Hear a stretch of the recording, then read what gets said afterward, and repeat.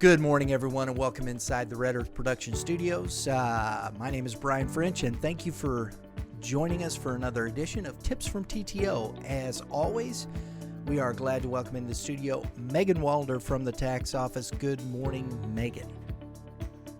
Good morning. How are you? Doing fabulous. The trip in from the homestead was a little more traffic filled. I see more and more traffic every day. People getting back to work, right? Yes, and we can appreciate that. Absolutely. I did enjoy that 30-minute drive to work, but I can appreciate that the economy is opening back up and people are getting back to work. A little bit more normalcy. Exactly. We love to see that. So, well, hey, folks, Yes. First and foremost, Meg's got a little bit of information. We're following payroll protection plan loans. Megan, a little bit on that. Yes, so we just wanted to remind you to continue following up with your bank. Banks are continuing to roll out the guidelines and procedures to apply for the paper check forgiveness program. However, I did see a notice pop up. I will do a little bit more research here, hopefully to get that information out to you guys, within this week. About there are some different guidelines that came out from the Small Business Administration that they're going to streamline and simplify the process for loans for $50,000 or less if you did apply for them. With guidelines of if you applied for the 24,000, I'm sorry, not the 24,000. If you applied before June 5th or after June 5th. So those dates are really important. So be reading your information that your bank sent you is going to be very vital depending on when you applied for the check. But again, stay tuned for some more information about the new guidelines from the Small Business Administration. They're going to simplify it a little bit for the smaller loans, which is really good. So, folks, we're going to be continuing to talk about this topic and bring you more information. We'll have some stuff. We'll try and get I'm sure Megan will try and get some stuff up on the resource page as soon as it's available. Yes. And we'll keep you updated. So stay tuned. And if you don't follow the tax office on Facebook for information and updates and things like that, make sure you follow the tax office on Facebook at, I believe it's the tax office. It is the tax office. There you go. Simple. At the tax office. There you go. Yes. So let's get into our tip here today. We've been talking, and we're getting ready to for our webinar series, Micro Business Success, preparing for 2021. That is coming October 21st at 11 a.m. The webinar is free. It will be on our YouTube channel, Earth Productions.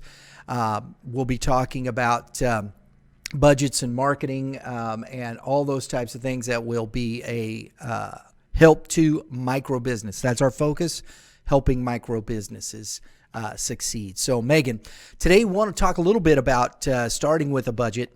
One of the things that I think is very important is doing research. If you haven't done a budget before, do your research. Look for common budget plans from your industry, and make sure you do your homework. And if you have a professional call, or if you looking for any kind of information that might help you. And today, Megan wants to tackle the topic of labor when you're dealing with a budget. Labor. It can be very overwhelming, and it is one of the most vital categories on your budget. It can be very costly. So when we think about labor, there are several components that go into labor in breaking that out on a budget.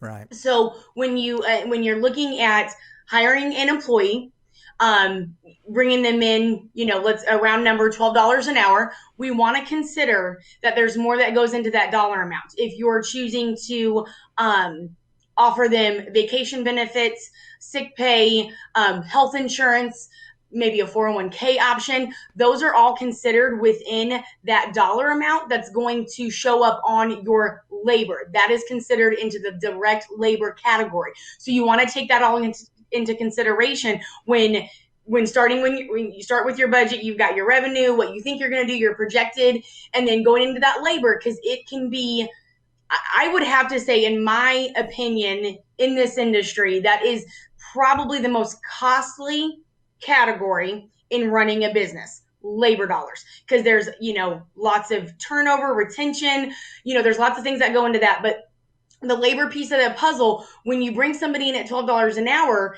and you choose to offer them those particular benefits to create that retention, that dollar amount goes into that as well. So you could very well possibly be paying them $15-16 an hour, and that you want to make sure that you budget that in. So at the end of the year, oh, my labor is 10% over what I thought it was going to be. Well, why is that? Because those pieces of the puzzle play into that direct labor thought process. And you didn't have those forecasted in your budget, and you're like, whoa, how did I overspend this much money? I was paying him $15, paying this person $15 an hour, 16, 17, whatever. But then you've added another $3 an hour based on the things that you've added as incentive for your staff. And it can get it. And then all of a sudden it's like, oh yeah, I didn't, I did that, but I didn't have it forecasted in. And it wasn't think included in that labor piece. That's a great point. It is very commonly,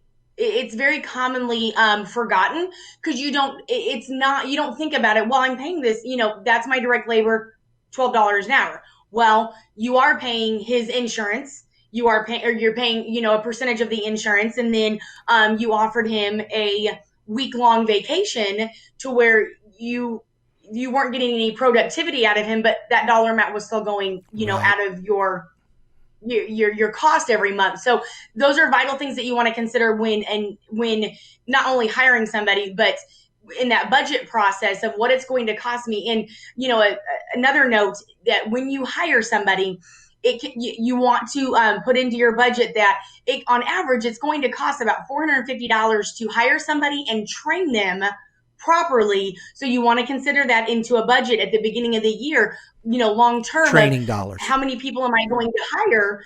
Training dollars. What it's going to cost to bring them on. And so that you want to consider that into your budget as well at the beginning of the year. That's a very good point. Very good point. And then the last piece of this here is the payroll taxes that are involved in that particular employee, right? Yes, which is, forgotten, a lot. It is in dealing with payroll on a weekly standpoint.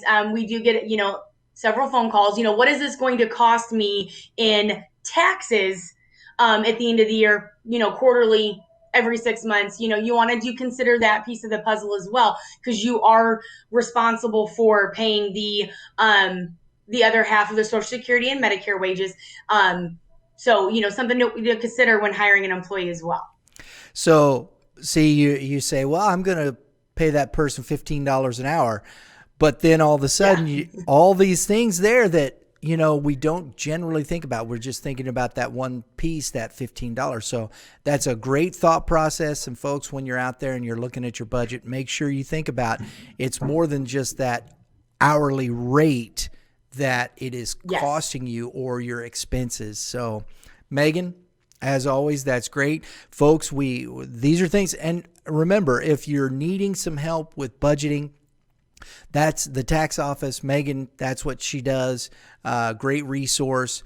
They do, accounting and payroll services. So please, if you don't want to tackle this yourself, give them a call. They'll be happy to talk to you about it, help you with those situations. So Megan, as always, thank you very much. And, thank you. And hey, everybody, thanks for watching. And until next time, have a great day in the Lord.